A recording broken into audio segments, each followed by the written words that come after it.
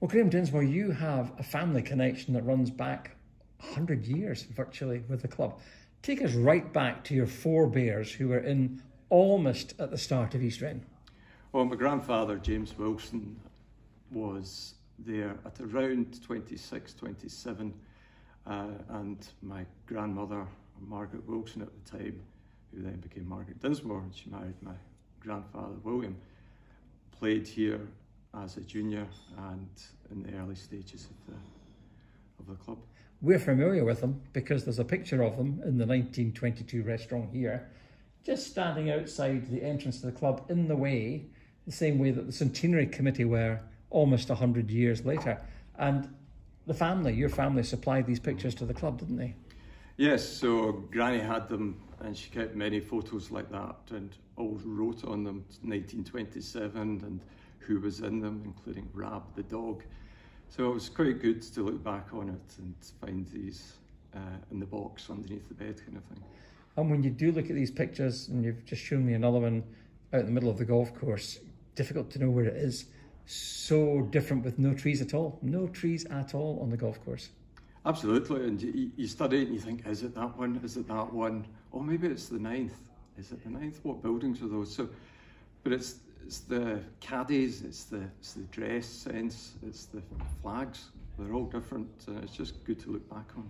And that's one of the rich things to have when you've got 100 years of history at a golf club as we have here. So take me through the generations as to who was a member in your family, going from your grandfather, or great-grandfather, was it? Great-grandfather, all the way down to you and your son. Well, great-grandfather was James Wilson.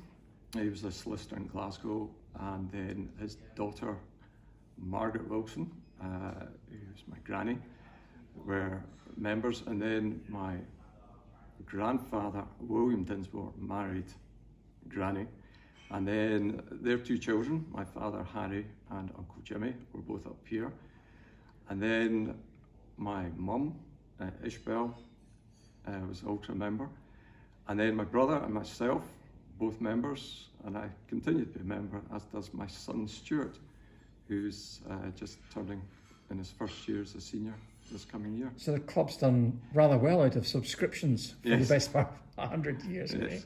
Right? Was there ever any thought in your family about going somewhere else? Because I know members of your family did play at Western, for example, but the connection East Wren stayed.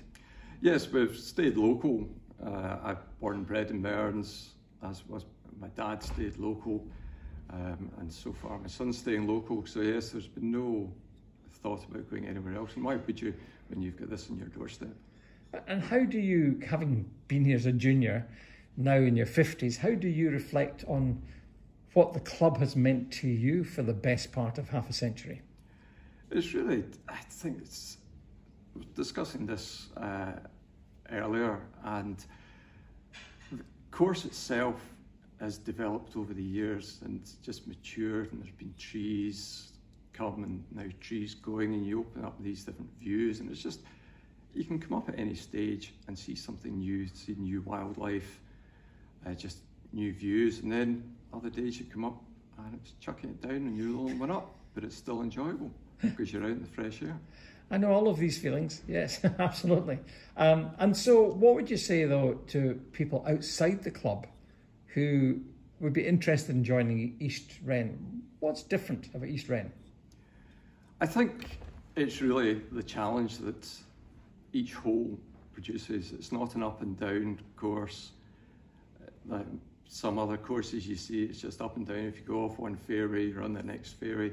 Here each hole is different and produces its own challenge. Well, thank you for furnishing the golf club with these fantastic photographs, and thanks for speaking with me today. Pleasure, thank you.